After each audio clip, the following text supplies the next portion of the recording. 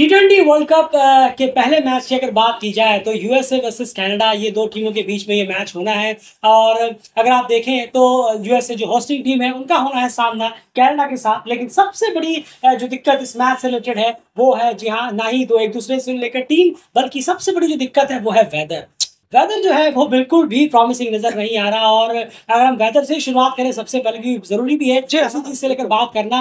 Weather की बात करें तो बहुत ज्यादा चांसेस है कि ये मैच जो है वो शायद हमें कॉल्ड ऑफ होता हुआ नजर आए, या फिर बहुत ज्यादा रेन हॉल्टेड होता हुआ नजर आए कि अभी कुछ ओवर हुए फिर हॉल्ट पे चला गया, फिर कुछ ओवर, या फिर शायद शुरू ही ना हो पाए। इस तरह के हालात नजर आ रहे हैं। कम से कम जो वेदर प्रेडिक्शन है बहुत ज्यादा खराब है इस मैच से रिलेटेड, कि शायद ही हमें ये मैच होता कंप्लीट होता हुआ देखने को मिले। और होगा भी तो कितने टुकड़ों में होगा ये भी देखने वाली बात हो जाएगी। तो वेदर जो है वो बिल्कुल प्रॉमिसिंग नहीं है। लेकिन एंड उसके अलावा अगर ये मैच पूरा होता है तो कुछ चीजें यहाँ पर गौर करने वाली है। सबसे पहले तो एंड जानेंगे हेड टू हेड से बात यहाँ पर करूंगा मैं। यूएसए वर्सेस कनाडा 7 बार अब तक टी20 में भिड़े हैं। 4 बार यूएसए को जीत मिली है, 2 बार कनाडा को जीत मिली है। एक मैच जो कॉल्ड ऑफ हो गया था, जो 5 मैच की सीरीज भी हुई थी। यानी जो सीरीज हुई थी 5 मैच की यूएसए कनाडा के बीच में, उससे पहले कनाडा 2-0 था यूएसए के खिलाफ। लेकिन इस बार ऐसा आपको क्या लगा कि इस बार 5-4-0 से व्हाइट वॉश किया था यूएसए ने? आखिर हुआ क्या था उस वक्त कनाडा को? नहीं, जरूर देखिए, आप कहना होगा कि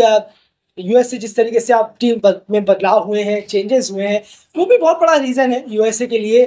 क्वालिफायर में कोई और थे, अगर आप नज़र डालेंगे यूएसए जब रीजनल क्वालिफायर चल रहे थे, अगर हम बात करें वहाँ पर कोई और थे। तो जब खेला होगा यूएसए ने आखिरी बार अपना रीजनल क्वालिफायर, इस बार तो एज होस्ट ही पहुंचे, इस बार तो होस्ट ही पहुंच गए। लेकिन जब भी उन्होंने आखिरी बार खेला होगा तो वो अलग टीम थी, अलग सब कुछ था। लेकिन इस बार अगर आप देखेंगे तो टोटली डिफरेंट टीम है। और अमूमन इतनी ज्यादा बायलैटरल सीरीज भी अगर हम कहें T20 आई में, इंटरनेशनल में T20 आई में हुई नहीं है आमने सामने, जिससे कि और ज्यादा निखर कर आए कनाडा। लेकिन अब जो है, जो यूएसए जो अब नजर आ रही है, जो 4-0 जिसने किया है, वो बिल्कुल ही डिफरेंट टीम है अगर हम पिछले बार की बात करें। बिल्कुल भाई, कनाडा की बात की जाए तो ऐसा नहीं है कि वो 4-0 से उन्होंने व्हाइट वॉश हुए थे सीरीज में, तो इसका मतलब है कि वो एक बाउंस बैक वाली परफॉर्मेंस नहीं दे सकते। डेफिनेटली एक अच्छी परफॉर्मेंस उन्हें एक्सपेक्टेड होगी। और क्या बेटर रहेगा इस डे से कि चलिए आप 4-0 का बायलेटर रख लीजिए, हमने आपको T20 वर्ल्ड कप के इवेंट पर लाकर हरा दिया। हाँ। तो ऐसा नहीं है कि यहाँ पर बहुत ही अच्छी अपॉर्चुनिटी है कनाडा के पास कि वो यूएसए को यहाँ पर मात देकर शुरुआत इस जीत से करें। लेकिन अगर शुरू में कहा, वेदर यहाँ पर खलल डालता है और नहीं हो पाता मैच, तो एक पॉइंट दोनों को ही यहाँ पर से संतुष्ट करना पड़ेगा, दोनों को ही यहाँ पर करना पड़ेगा। तो फिलहाल अगर आप हेड टू हेड में देखेंगे तो जो पल रहा है तो यूएसए का भारी है, क्योंकि रिसेंट जो क्लैश हुए हैं उसमें पूरी तरह से कनाडा के खिलाफ डोमिनेट करती हुई नजर आई थी, अगर हम बात करें कनाडा यूएसए की टीम। एंड यहाँ पर आप बात करेंगे कुछ और पहलू पे। सबसे पहले यहाँ जानते हैं कि इस ग्राउंड के बारे में कुछ अगर आपके पास इंफॉर्मेशन तो बताइए। एवरेज स्कोर के बारे में क्या हाल है? पहले बैटिंग या पहले बॉलिंग बेहतर रहेगा? वेदर को हटा के, वेदर को साइड में रखकर वेदर का हाल देखकर भी हम बात करेंगे। लेकिन पहले मान के चलिए वेदर क्लीन रहा, उस सूरत में यहाँ पर एवरेज स्कोर, पहले बैटिंग सेकंड बैटिंग क्या रहता? नहीं, जरूर देखें, पहले अगर पहले इनिंग का हम एवरेज स्कोर देखें ग्रैंड प्रेरी स्टेडियम में डैलास में, तो 160 के अराउंड है फर्स्ट इनिंग का एवरेज स्कोर।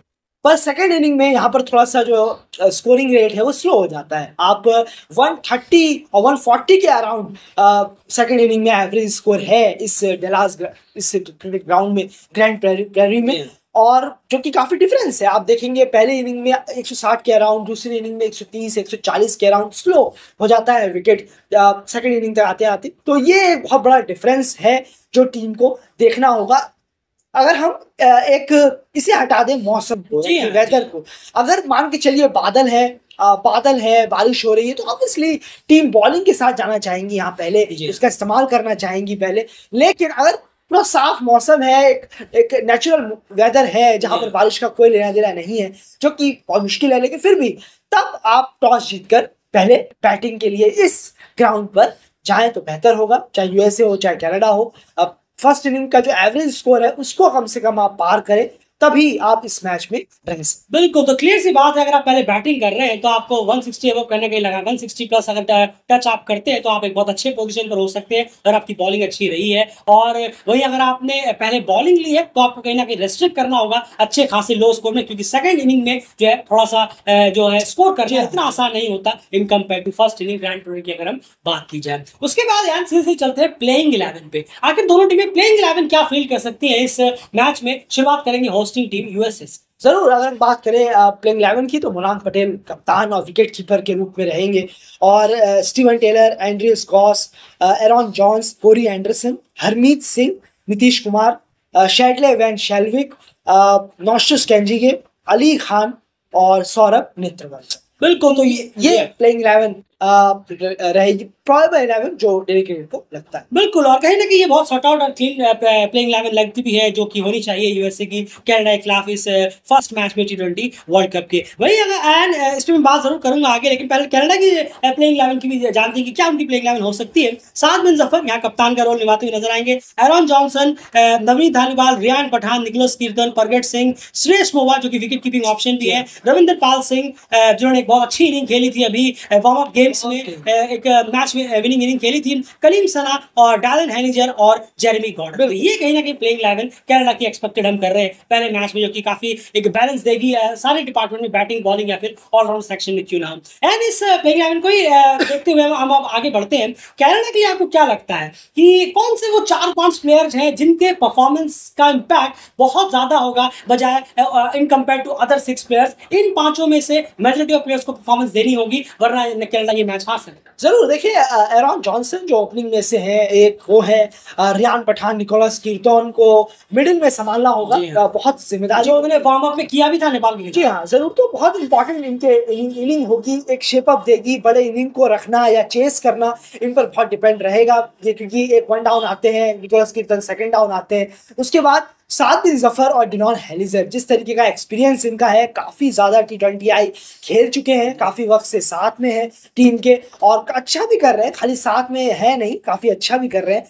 तो इन 5 प्लेयरों पर जिम्मेदारी खासा रहेगी कनाडा को जीत दिलाने के लिए इस पहले एनकाउंटर। बिल्कुल, वही यूएसए की अगर बात की जाए तो यूएसए के लिए जो सबसे बड़ा यहाँ पे जो 5 प्लेयर्स की हम बात कर रहे हैं वो कहीं ना कहीं रहने वाले हैं। मुनाफ पटेल को अगर आप देखें, हरमीत सिंह को देखें, और कॉरी एंडरसन को देखें, शैडले वैन शेल्विक को देखें, और अली खान, ये कुछ नाम है जो कि बहुत ही इंपॉर्टेंट रहेंगे अपने टीम की परफॉर्मेंस के लिए, क्योंकि सबके अलग अलग रोल है। अगर आप देखेंगे मुनाफ पटेल है, उनकी कप्तानी भी बहुत शानदार रहेगा। उसके बाद अगर आप देखें Ali Khan, early breakthroughs उन्हें दिलाने होंगे, जो उन्होंने कहीं ना कहीं करने की कोशिश भी की थी यूएसए वर्सेस बांग्लादेश सीरीज में, और उन्होंने डेथ में भी कुछ अच्छी बॉलिंग कराई थी। उसके बाद देखेंगे हरमीत सिंह, उनका रोल तो बहुत ही इंपॉर्टेंट है, बॉल से भी और बैटिंग से भी वो तेज स्ट्राइक करके प्लेयर है, और इस तरह के प्लेयर्स बहुत काम आने वाले हैं इस मैच में, तो आने वाले हैं, साथ साथ में आने वाले मैचेस में हम देखेंगे आयरलैंड के खिलाफ, पाकिस्तान के खिलाफ, इंडिया के खिलाफ, इस तरह के गेम्स में बहुत देखेंगे। और कॉरी एंडरसन का जो रोल है, सीधा आकर रेटिंग करना नहीं, उनका एक पार्टनरशिप बिल्डअप या फिर एक एंकर का रोल ज्यादा रहेगा, वो हमने यूएसए बांग्लादेश सीरीज में वही रोल उनका देखा था। बिल्कुल सही कहा आपने, बहुत सीनियर प्लेयर है, तो ऐसा नहीं है कि अंदाज उनकी तरह आएंगे मारते रहेंगे, खाली नहीं, सिचुएशन के हिसाब से उन्हें खेलना पड़ेगा। बहुत एक्सपीरियंस रखते हैं और आते भी तीसरे चौथे 5वें नंबर पर है बैटिंग करने, तो ऑब्वियसली है उन पर ये खाली ये काम नहीं है कि आओ 150-200 की स्ट्राइक रेट से खेलो, सिचुएशन के हिसाब से उन्हें चलना होगा, पार्टनरशिप करनी होगी हरमीत और शैडले वैन शेल्विक, नीतीश कुमार जैसे प्लेयरों के साथ। बिल्कुल सही कहा आपने, तो ये कहीं ना कहीं हाल है जो अब तक इस गेम से लेकर यहाँ पर गया। लेकिन जैसे हमने शुरू में ही कहा आपसे, वेदर जो है वो सबसे बड़ा खलल है इस मैच में, और वेदर देखना होगा कि परमिट करेगा कि नहीं, ये मैच पूरा कंप्लीट हो भी पाता है या फिर नहीं। तो एंड एट द एंड अगर हम विनिंग परसेंटेज की बात करें तो विनिंग परसेंटेज आप किसको कितना देना चाहेंगे यूएसए वर्सेस कनाडा? वेदर को साइड में रखते हुए एक नॉर्मल मैच की तरह अगर आप देखें तो विनिंग परसेंटेज आप किसको कितना देना चाहेंगे? बिल्कुल 60 यूएसए को और 40 आप कनाडा को दे तो बेहतर होगा।